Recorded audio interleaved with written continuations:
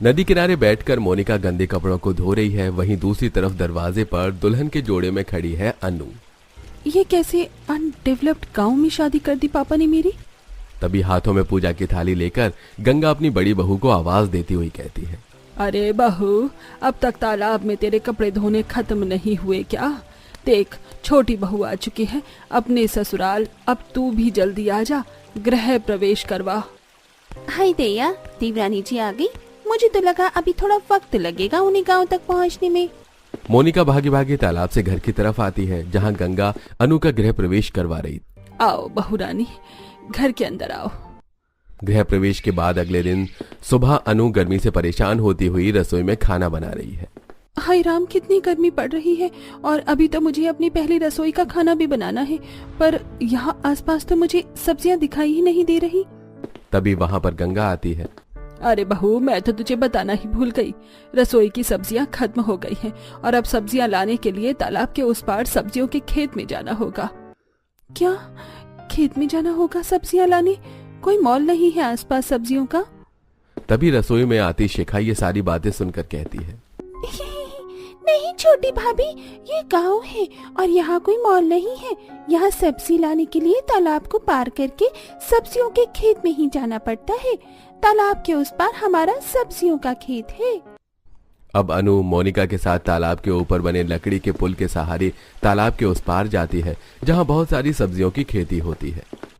ये देखो, ये रही तालाब के इस पार सब्जियों की खेती। चलो अब फटाफट कुछ हरी सब्जियों को तोड़ लो। अनु एक बहुत ही अमीर फैमिली से थी और इस तरह कड़ी धूप में सब्जियों को तोड़ते हुए अनु को बहुत गुस्सा आ रहा था।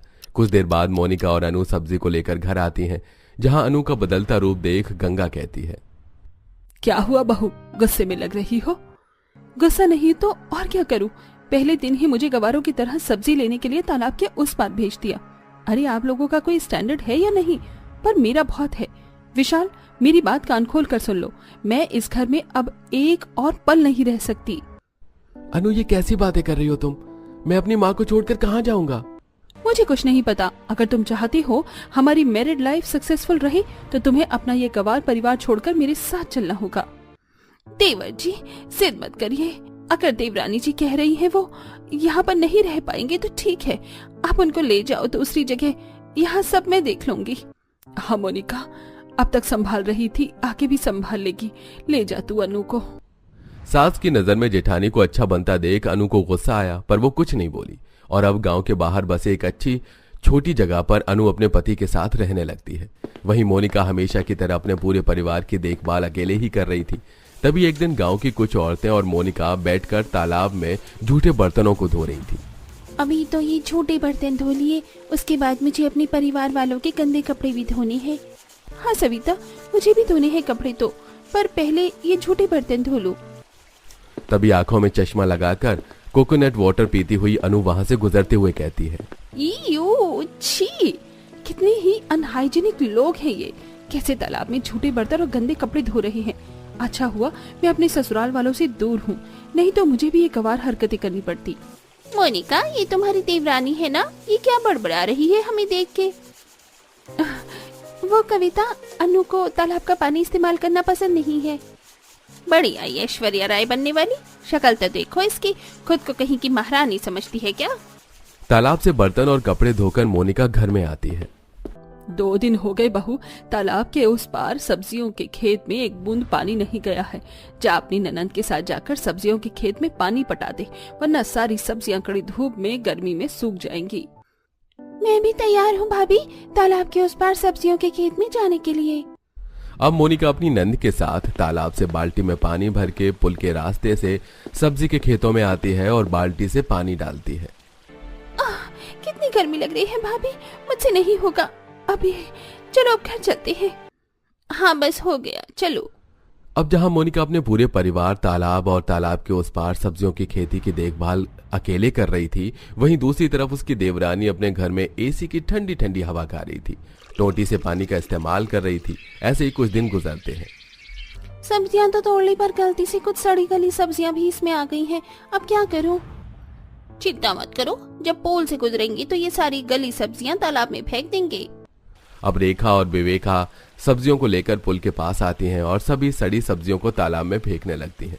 वहीं दूसरी तरफ गांव का श्रीवास्तव अपनी दोनों भैंसों को तालाब में नहाकर ले जा रहा होता है और ये सारा नजारा वहां आती मोनिका देख लेती है। अरे ये क्या कर रही हैं आप लोग? रेखा, विवेका, आप इस तरह से सड़ी सब्जियां तालाब में क्यों फेंक रही हैं? और काका जी, आप अपनी भैंसों को तालाब में डुबोकर क्यों नहला रहे हैं? हम यही पानी इस्तेमाल करते हैं। अगर आपको अपनी गाय भैंसों को नहलाना ही है तो आप तालाब का पानी लेकर दूसरी तरफ भी अपनी गाय भैंसों को नहला सकते हो।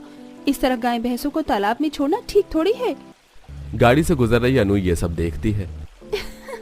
ओह, कैसी प्रवचन दे रही है मेरी जेठानी इन गाँव के गंवार लोगों को। टाइम और एनर्जी दोनों ही वेस्ट हो रहा है इनका तो। अब गुस्से में मोनिका खुद तालाब की गंदगी को साफ करने लगती है और ये सारी चीज देखकर गांव के लोगों को कुछ शर्मिंदगी महसूस होती है। अरे रुको बेटिया, मैं मदद करवा देता हूँ, गलती हो गई। अब मैं कभी अपने भैंसों को इस तरह तालाब में नहीं लाऊंगा। मोनिका, मुझे भी इस तरह से सड़ी सब्जियां इस तालाब में नहीं फेंकनी चाहिए थी। लाओ, मैं भी आपकी मदद करा देती हूँ। अरे मेरी जेठानी तो बहुत महान बन गई इन गांव वालों की नजर में, पर मैं भी देखती हूँ कितने दिनों तक मेरी जेठानी अपने इस तालाब के पानी को साफ रखती है। अब मोनिका की हो रही वाहवाही अनु से देखी नहीं जाती, जिसके बाद अनु रात में सबके सो जाने के बाद अपने घर का सारा गंदा कचरा उठाकर तालाब में फेंक आती है। बहुत शौक है ना खेतों में पानी पटाने का, तालाब की गंदगी साफ करने का। अब मैं भी देखती हूँ तुम इस तालाब की कितनी सफाई कर सकती हो। अगले दिन सुबह गांव के कुछ लोग और मोनिका गंगा तालाब में कचरा देखकर हैरान होते हुए कहते हैं, अरे बहू, ये तालाब का पानी कैसे गंदा हो गया? बुरा मत मानना मोनिका, पर आधी रात को जब मैं अपनी बालकनी में आई थी तो मैंने देखा था आपकी देवरानी इस तालाब में ढेर सारे कचरे को फेंक रही थी। अरे नहीं, वो इतनी भी बुरी नहीं है, शायद तुम्हें कोई गलतफहमी हुई है। फिलहाल मुझे चिंता इस बात की है कि गर्मी के बढ़ते तापमान के कारण तालाब का पानी भी अब कम होता जा रहा है, जिस वजह से सब्जियों के खेत में भी पानी ठीक तरीके से नहीं पहुंच रहा है और सब्जियां सूख रही हैं। इस तरह से तो हमें पानी और सब्जी दोनों के ही लाले पड़ जाएंगे। दूर खड़ी अनु, ओहो, बेचारी परेशान हो रही है तालाब के गंदे पानी को देखकर। देखना, जल्दी मैं तुम्हारे इस तालाब और सब्जी के खेतों को पूरी तरीके से बर्बाद कर दूंगी। अब फिर से मोनिका सभी के साथ मिलकर तालाब के पानी को साफ करती है। फिर साफ पानी को ले जाकर तालाब के उस पार सब्जियों के खेत में पानी देती है। ऐसे ही कुछ दिन गुजरते हैं। अब जब वहां मोनिका तालाब के पानी से गुजर बसर कर रही थी, वहीं अनु के घर में पानी की एक एक बूंद की किल्लत हो रही थी। वो कमरे में एसी में बैठी पानी पानी चिल्ला रही थी। पानी पानी, विशाल, मुझे पानी दो, मुझे प्यास लग रही है। हाँ अनु, रुको, मैं अभी लाया। विशाल रसोई में आता है और फ्रिज खोलता है, लेकिन फ्रिज में एक भी पानी की बोतल नहीं होती। विशाल आरओ के पास आता है तो आरओ में से भी पानी नहीं आ रहा होता है। सिंक में ढेर सारे झूठे बर्तन पड़े हुए होते हैं। अरे, अभी तक पानी वालों ने पानी सप्लाई नहीं किया क्या? एक बार पानी विभाग में फोन करता हूँ। भैया, अभी पानी की पाइपलाइन में कुछ दिक्कत चल रही है, इसलिए कुछ दिनों तक अभी और पानी नहीं आएगा। शिट, अब क्या करूं? अनु की तो तबीयत खराब होती ही जा रही है। विशाल को कुछ समझ में नहीं आता और वो बौखलाता हुआ बेहोश अनु को गोद में उठाकर अपने परिवार के पास लेकर आता है। माँ, भाभी, अनु की तबीयत बहुत खराब हो रही है, आप पहले अनु को पानी पिलाइए। हमारे घर में तो पानी की एक एक बूंद की किल्लत हो रही है। आप चिंता मत करो देवर जी, हम है ना, हम ध्यान रखेंगे अनु का। अब इसी तरह मोनिका घर में रखे तालाब के पानी को उबाल कर ठंडा करके पहले अनु को पिलाती है और फिर तालाब के उस पार उगी सब्जियों को तोड़ कर लाती है और उसकी खिचड़ी बनाकर अपनी बीमार देवरानी को खिलाती है। अच्छे से देखभाल करने पर अनु की तबीयत अब पहले से बेहतर हो गई थी। अब तुम्हारी तबीयत कैसी है? हाँ, अब मैं ठीक हूँ। अरे, तुम ठीक कैसे नहीं होती? तालाब के पानी और तालाब के उस पार खेत की हरी भरी सब्जियों को खाकर तो अच्छे अच्छे रोगी ठीक हो जाते हैं। क्या, तालाब का पानी?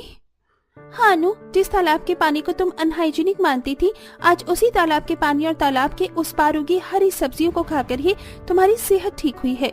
अब तो तुम्हें एहसास हो गया ना कि हमारा तालाब का पानी कितना स्वच्छ है। मुझे माफ कर दीजिए, आप लोगों ने मेरी कितनी देखभाल करी, और एक मैं थी जो उस तालाब और तालाब के उस पार उगी उन हरी सब्जियों की खेती को देखकर आप लोगों को गवार समझकर ये घर छोड़कर चली गई थी। पर आज मुझे एहसास हो गया है कि आप लोग मुझसे कितना प्यार करते हैं। अब अनु अपने पति के साथ वापस घर आ जाती है और अगले दिन जेठानी के साथ खेत जाती है और बाल्टी से पानी डालती हुई कहती है, जेठानी जी, इस खेत में बाल्टी से पानी डालने में बहुत दिक्कत होती है। क्यों ना तालाब से लेकर खेत तक हम एक नाली बनाए जिसका सीधा पानी खेत में जाएगा और हमारी मेहनत बचेगी। ये तो बहुत अच्छा आइडिया है। आज से ही हम इस काम को करते हैं। मैं सबको बुला कर लाती हूँ। मोनिका अपनी सास, नंद, पति और देवर को बुलाकर लाती है। पति देवर तालाब से खेत के लिए एक नाली खोदते हैं जिसका सीधा पानी खेत तक जाता है। ये देख सब खुश होते हैं। फिर इसी तरह अनु अपने परिवार के साथ तालाब और खेत के लिए अच्छे अच्छे उपाय देकर उसको बेहतर बनाने में मदद करती है। बहू, आज मैंने रसोई में देखा था सारे स्नैक्स खत्म हो गए हैं। एक काम कर, इस संडे मेरे साथ मिलकर घर में मट्ठी और नमक पारे बनवा देना। लेकिन क्यों माँ जी, हम बाहर से भी तो मट्ठी और नमक पारे मंगवा सकते हैं ना। इतनी मेहनत क्यों करनी है? मैं ऑनलाइन देख लेती हूँ। Give me a second. हमेशा फिजूल खर्चों के बारे में ही सोचती रहती है। हम घर में ही मट्ठी नमक पारे बनाएंगे। माँ जी, मैं बनवा तो देती, लेकिन आप तो जानती है कि मैंने अभी 2 दिन पहले ही नेल एक्सटेंशन करवाए हैं। अब मैं नेल एक्सटेंशन के साथ काम तो नहीं कर सकती ना। शालू काम चोरी दिखाते हुए जल्दी से अपने कमरे में चली जाती है, जिसे देख मनोरमा। भगवान बचाए ऐसी बहुओं से, जब देखो खर्चों पर खर्चा। कभी 2 पैसे बचाने के बारे में नहीं सोचती। कभी इसे नाखून लगवाने हैं, कभी बालों को रंगवाना है, घर का कुछ काम नहीं करती है। इससे अच्छा तो मैं कोई गांव की लड़की ले आती, कम से कम घर के काम तो करती। अनुज की तो मैं शहर की मॉडर्न बहू ले आई, लेकिन अपने मनोज की बहू मैं गाँव की लेकर आऊंगी। अपनी मॉडर्न बहू की काम चोरी और खर्चीलेपन की वजह से मनोरमा अपने छोटे बेटे मनोज के लिए गांव की लड़कियों के रिश्ते देखना शुरू करती है और जल्द ही गांव की रहने वाली शीतल नाम की लड़की से मनोज की शादी करवा देती है। शालू बहू, शीतल बहू को पूरा घर दिखा दो। 2 मिनट माँ जी। शीतल अपने पति मनोज से कहकर बाहर गाड़ी में 2 कच्चे आम की बोरियां मंगवाती है। इतने सारे कच्चे आम देख सभी लोग काफी हैरान होते हैं। अरे शीतल बहू, इतने सारे कच्चे आम कहाँ से लेकर आई तू? माँ जी, आप एक गांव की गवार लड़की से एक्सपेक्ट भी क्या कर सकती हैं? मुझे तो लगता है कि जिस तरह ये गांव में इन कच्चे आमों को बेचती होगी, इसी तरह भी शहर में भी इन्हें बेचेगी। भाभी, आप कुछ ज्यादा ही सोचती हैं। हम गांव में रहकर कच्चे आम थोड़ी ना बेचते थे। वो तो जब हमारी विदाई हो रही थी तो हमारी अम्मा ने हमें बोरी भरकर कच्चे आम दिए थे। गर्मी का मौसम है और अगर गर्मी के मौसम में कच्चे आम नहीं खाए तो फिर क्या ही खाया। शीतल का जवाब सुन शालू का मुंह बन जाता है। 2 से 3 दिन शादी की रस्मों में गुजर जाते हैं। आज शीतल की पहली रसोई की रस्म होती है, जिसमें शीतल तरह तरह के देसी और स्वादिष्ट पकवान बनाती है जो सभी को काफी ज्यादा पसंद आते हैं। सच कहूँ तो मुझे खुद को याद नहीं है कि मैंने इससे पहले इतना अच्छा खाना कब खाया था। शीतल बहू, तुमने तो मेरा दिल खुश कर दिया। मानना पड़ेगा मनोज, तू है तो बड़ा किस्मत वाला। अच्छा खाना बनाने वाली जो बीवी मिली है। भाभी, मेरे लिए भी मेरी पसंद का कुछ बना दिया करना। तारीफ तो ऐसे कर रहे हैं जैसे किसी मास्टर शेफ ने खाना बनाया है। रोज रोज मैं इन्हें इतना अलग अलग तरह का खाना बनाकर देती हूँ, कभी मेरी तो इतनी तारीफ करी नहीं। शालू मन ही मन शीतल से जल ही रही होती है कि तभी मनोरमा देखती है कि शीतल कुछ भी नहीं खा रही है। अरे शीतल बहू, खाना क्यों नहीं खा रही है? इतना अच्छा खाना बनाया है तूने। माँ जी, मुझे खाने के साथ आम का अचार खाने की आदत है और टेबल पर अचार नहीं है। मुझे पहले क्यों नहीं बताया? शालू बहू, जा किचन में नीचे वाली शेल्फ में आम के अचार की बरनी रखी है, ले आ। अब इस गंवार के लिए अचार लाना बाकी रह गया था मेरा। शालू किचन में जाती है और वहां से आम के अचार की बरनी लेकर आती है। शीतल जैसे ही आम के अचार को खाती है तो उसका मुंह बन जाता है। माँ जी, ये कैसा अचार बनाया आपने? कितना ज्यादा नमक है इसमें, बिल्कुल भी चटपटापन नहीं है। क्या मसाला डाला है आपने इस आम के अचार में? अरे बहू, अचार मैंने नहीं बनाया, ये तो मेरी मॉडर्न बहू ने बाहर से मंगवाया था। शहर में इस तरह का अचार मिलता है? कितने का है ये? शायद 800-900 रुपए का। ही राम, इतना घटिया अचार, वो भी इतना महंगा। हमारे शहर में तो इसी तरह का अचार मिलता है और हम सब यही अचार खाते हैं। अगर ये अचार पसंद नहीं आया तो खुद बना लो। जेठानी जी, आपने तो मेरे दिमाग की बत्ती जला दी। मैं गांव से इतने सारे कच्चे आम लेकर आई हूँ, तो क्यों ना मैं इनका आम का अचार बना दूं। शीतल अब अगले दिन ही छत पर ले जाकर उन सारे कच्चे आमों को अच्छे से धोकर पोंछ लेती है और दराती की मदद से आम को काटने लगती है, जिसे देख शालू। ये तुम क्या कर रही हो? घर में इतने सारे नाइफ हैं और तुम इस अजीब सी चीज से आम काट रही हो। इसे अजीब सी चीज नहीं, दरात कहते हैं। इससे ही आम काटते हैं अचार के लिए। अब शीतल धीरे धीरे करके एक बोरी के आम काट लेती है और एक बार धूप में सुखा देती है। अब अगले दिन किचन में सास के साथ मिलकर सामान देखने लगती है। माँ जी, कुछ मसाले रखे हैं और आम के अचार के लिए कुछ डब्बे भी हैं। इन्हीं को धोकर डाल दूंगी। इनमें अचार तेल भी है, 1 किलो और ले लेंगे। तो चल आज ही चलते हैं बाजार। ये अब शीतल अपनी सास के साथ मार्केट जाती है और मसालों की दुकान पर से मसाले देखने लगती है। नहीं भैया, ये सौंफ मुझे 1 किलो चाहिए। सही सही दाम लगाओ, 100 रुपए से ज्यादा नहीं दूंगी इसके लिए, और बाकी के सारे मसाले भी 200 में दो, वरना मैं चलूं आगे फिर। अब क्या लड़ूं मैं आपसे, चलो ले जाओ, ये लो। वाह, मेरी बहू कितनी होशियार और बचत करने वाली है। इस तरह कम पैसे में वो आम का अचार का मसाला सामग्री लेकर आती है और अगले दिन किचन में मसाला बनाती है। चलो, सारे मसाले डाल दिए कढ़ाई में, अब जल्दी से इन्हें भूनकर बर्तन में निकाल लेती हूँ, फिर सिल पर पीस लूंगी। क्या कर रही हो सुबह सुबह रसोई में घुसते ही खास खास के मेरे दर्द शुरू हो गया है। अरे वो मैं अचार के लिए मसाला भून रही हूँ। अचार बनाने के लिए रेडीमेड मसाला मिलता है, इतनी मेहनत करने की क्या जरूरत है, इतना गंवार कोई कैसे हो सकता है। शालू शीतल को सुनाकर वहां से चली जाती है। अब शीतल फिर से छत पर जाती है और 5 बड़े डिब्बों में अपनी 1 बोरी के कटे आम डालकर उसमें मसाला डालकर अच्छे से अपने हाथों से मिला देती है और उसे धूप में 2 से 4 दिन सूखने के लिए रख देती है। कितनी अच्छी खुशबू आ रही है अचार में से। भाभी, एक बार आप अचार चख कर देखना। अब इसमें ऊपर से तेल डाल दूंगी, फिर देखना कुछ दिनों में आम का अचार बनकर तैयार हो जाएगा। तुमने सोच भी कैसे लिया कि मैं इस अचार को खाऊंगी? मैंने अपनी आंखों से देखा था कि तुमने अचार को अपने हाथों से मसाले में मिलाया था, तुम्हें घिन नहीं आई और तुमने इसे धूप में सूखने के लिए रख दिया। पता है कितनी ज्यादा डस्ट बैठी होगी इस पर। छी, मैं तो क्या, कोई भी नहीं खाएगा इस घर में से। तुम गंवार लोगों को सिर्फ गंवार तरीके से चीजें बनानी आती हैं, कितना अनहाइजीनिक है। शीतल कुछ समय में शालू के बर्ताव से काफी अच्छी तरह वाकिफ हो चुकी थी, इसलिए वो उसे कोई जवाब देना जरूरी नहीं समझती। तकरीबन 2 हफ्ते के बाद गंवार बहू का आम अचार बनकर तैयार हो जाता है, जो घर में सभी को काफी ज्यादा पसंद आता है। शीतल बहू, सही कहा था तूने, असली अचार तो ये है। कितना चटपटा मसालेदार अचार बनाया है तूने, मजा आ गया खाकर। अगर ऐसे आम का अचार रोज हो तो मैं रोटी चावल अचार के साथ ही खा लूं, सब्जी की तो कोई जरूरत ही नहीं है। तुमने सच में काफी बढ़िया अचार बनाया है, मैंने आज से पहले ऐसा अचार कभी नहीं खाया। आप लोग तो इस मामूली आम के अचार की ऐसी तारीफ कर रहे हैं जैसे शीतल ने दुनिया का 8वां अजूबा ही बना दिया हो। आम का अचार ही तो है, इसे तो कोई भी बना सकता है, और कोई क्या, मैं भी बना सकती हूँ।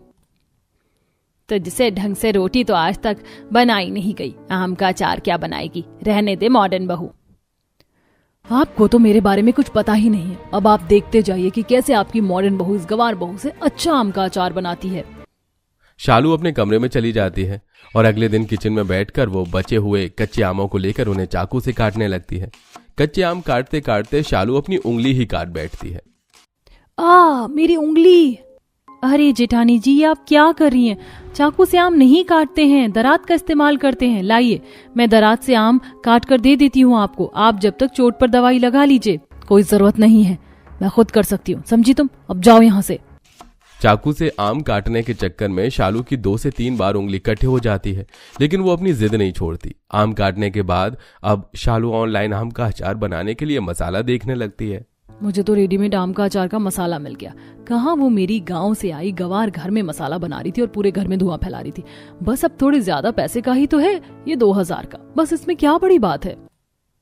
शालू ऑनलाइन काफी महंगा आम के अचार का मसाला मंगवाती है और सारे आम में मसाला डालकर उसे चम्मच की मदद से मिलाने लगती है। माँ जी की गंवार बहू को तो ये भी नहीं पता ऐसे चीज चम्मच से मिलानी चाहिए या ग्लव्स पहनना चाहिए। उसने तो अपने गंदे हाथों से गंदे तरीके से आम का अचार बनाया था, लेकिन मैं तो बिल्कुल हाइजीन तरीके से आम का अचार बना रही हूँ। और अच्छा हुआ मैंने 500 रुपए का ये लो कोलेस्ट्रॉल का तेल भी मंगवा दिया। उस गंवार ने तो अचार में इतना सारा सरसों का तेल डाला था। मैं तो लो कोलेस्ट्रॉल तेल से आम का अचार बनाऊंगी। टेस्ट के साथ साथ हेल्थ भी तो मैटर करती है।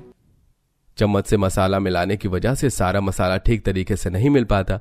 वहीं शालू आम के अचार में सरसों के तेल के बजाय लो कोलेस्ट्रॉल का तेल डालकर उसे अचार को धूप में रखने की बजाय अपने कमरे में रखकर सामने टेबल फैन ऑन कर देती है। कितनी समझदार हूँ मैं। उस गंवार ने तो इतनी धूल मिट्टी में अचार को धूप में सूखने के लिए रखा था। मैंने तो अपने रूम में रखा है।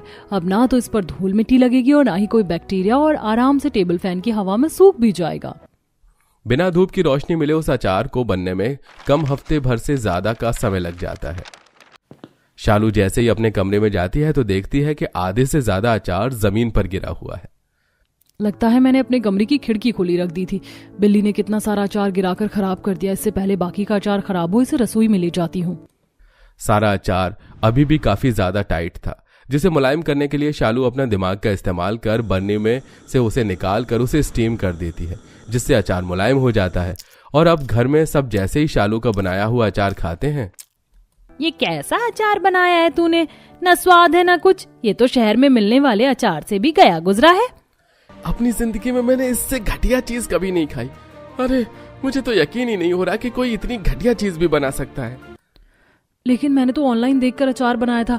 बाहर से पूरे 2000 का मसाला भी मंगवाया था और 500 रुपए का लो कोलेस्ट्रॉल तेल मंगवाया था। तो ये इतना खराब कैसे बना?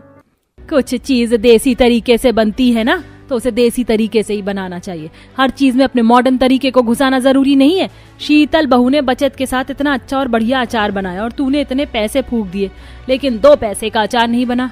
कहावत तुम जैसे लोगों के लिए बनी है, जिसका काम उसी को साजे, दूसरा करे तो ठेंगा बाजे। समझ आई मेरी बात? नहीं आई तो गूगल करके देख ले। मनोरमा की बात सुन सभी हंसने लगते हैं। वहीं शालू को भी अब अकल आ जाती है, जिसके बाद अब वो कभी भी शीतल से किसी भी चीज में मुकाबला नहीं करती और देसी आम का अचार बनाना सीखती है।